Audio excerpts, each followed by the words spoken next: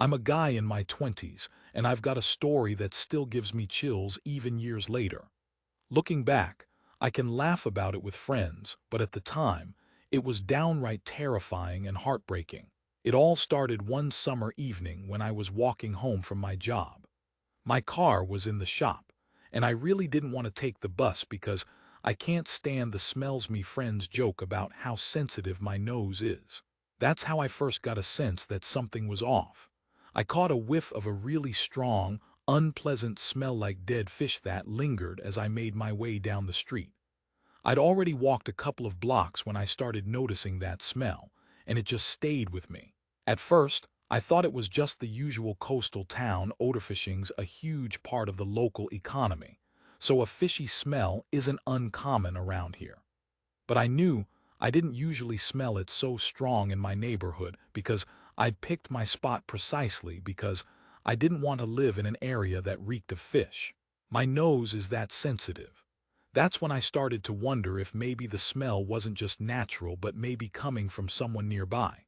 Since I was alone that evening, I didn't want to draw attention to myself, so I ducked into a small alcove, pretending to check my phone while I kept an eye on my surroundings.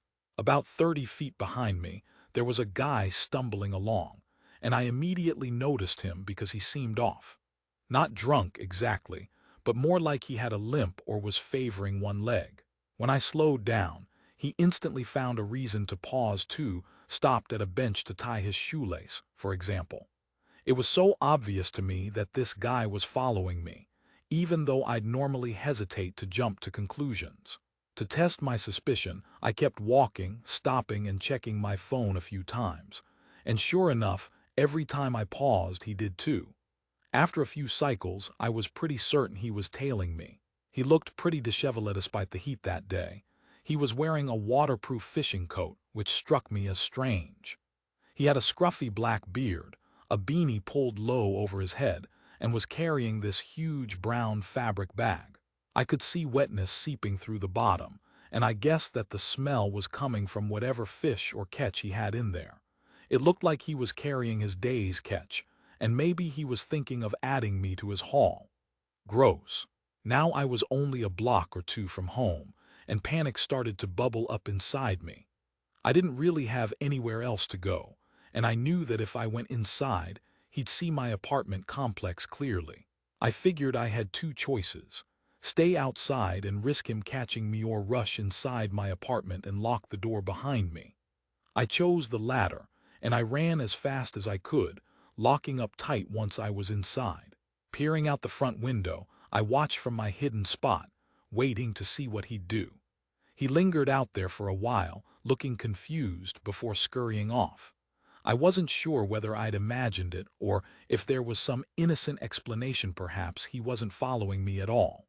But I still reported the incident to the building superintendent. I got along well with him, and he assured me that no strange men smelling of fish would get into the apartments. For a while, I tried to forget about it, and I didn't see the guy again for a few days. The incident drifted to the back of my mind, especially since my car was still in the shop. I kept a close eye on possible followers every time I walked home after work, feeling like I was safe now. Or so I thought.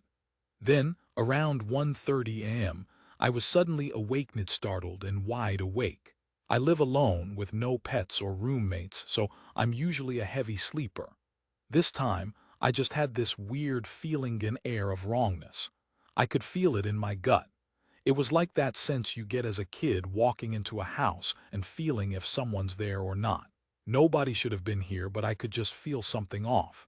I strained my ears, trying to listen. Nothing. A moment of dead silence. And then the smell hit me, again, strong, unmistakable, rotten fish. I knew that smell immediately. My mind jumped straight to the stalker I'd once seen that day, who I'd nicknamed Fish Guy because of that smell. And even though I'd only seen him once, deep down, I think I knew he'd come back. I focused, trying to catch any sound over my panicked breathing. Suddenly, I heard a clatter from the living room, a noise that definitely wasn't just in my head, and a muffled voice. It was clear that someone was inside my apartment. Since that guy had followed me home once before, I'd already been worried about this exact scenario. I didn't own a gun then, though I've since gotten one. But I did have my brother's baseball bathed given it to me as a joke when I moved to the coast, telling me to keep it for protection. I quickly grabbed it from the closet, tension rising. I crept into the living room, trembling in just a t-shirt and shorts, and what I saw made my stomach drop. The front door was busted wide open, probably kicked or forced open with a tool, since the door frame looked rotted around the latch. That explained why I'd woken up. Standing right there in the darkness was the intruder, the same fishy smell coming off him just standing there, holding the bag of rotting fish. He didn't move, and I could see the wetness soaking through his huge bag. I had no idea what I was supposed to do.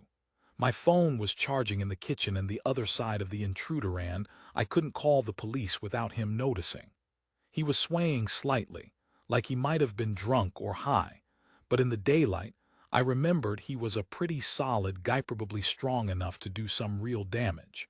I didn't want a confrontation, especially not with someone clearly unstable. Then, to my surprise, he suddenly collapsed. Well, not quite. It was more like he sat down abruptly, frozen in place, then started rummaging through his fish bag. The smell was so foul it made me gag. I edged backward, keeping my eyes locked on him. He seemed fascinated by the rotten fish, digging through with a kind of weird obsession. I accidentally knocked over a side table and nearly knocked over a lamp, but I didn't dare make a sound. He didn't seem to notice me, so I slowly backed toward the kitchen, grabbed my phone, and ran into the bathroom. There was a lock on it. I didn't have much confidence in that flimsy lock, especially knowing he'd broken the door open, but I called 911 as quickly as I could. The operator asked what was going on, and I told her everything. She transferred me to dispatch, and I had to stay on the line while the cops rushed over. While waiting, I could hear footsteps, and I knew it wasn't police yet. The intruder was moving around. I whispered to the operator that he was right outside the bathroom door. I had no idea what he was planning, whether he wanted to hurt me or simply mess around. The tension was awful.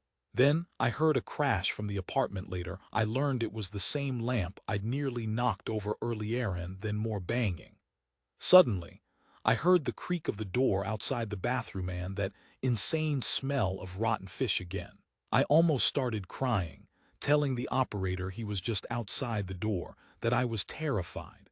It felt like hours, but in reality, it was probably only minutes before I heard shouting, the sound of police arriving, and then a scuffle. Eventually, I was told to stay put as the officers entered and cleared the place. The female officer's calm voice told me it was safe to come out. When I finally stepped out, I was shocked. The fish guy hadn't caused much damage, just a broken lamp and a smashed wall of my framed movie poster. But he'd also taken a glass model of a dog from a shelf and shattered it. In the aftermath, I found out he was a local fisherman who'd fallen on really hard times. His story was tragic: lost his business, his family, his sobriety, and eventually his mind. He wasn't new to trouble with the law, but breaking into my apartment was a first. They found him hiding in the attic crawl space, curled up in dust and filth, the cops pulling him out and cuffing him. His mental state had apparently been shattered. They said drugs and alcohol had cooked his brain to the point where he wasn't himself.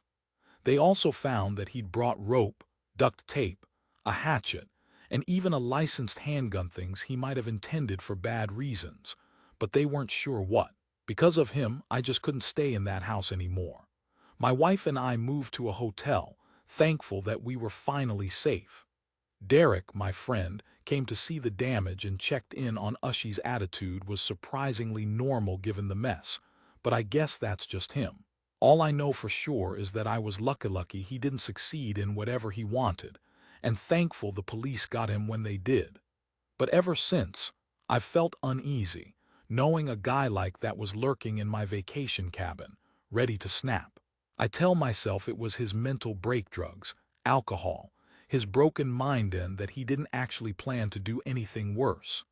Still, I can't shake the feeling that I was watched, that I was vulnerable, that those cheap spy cameras he left behind might have been used to stalk me.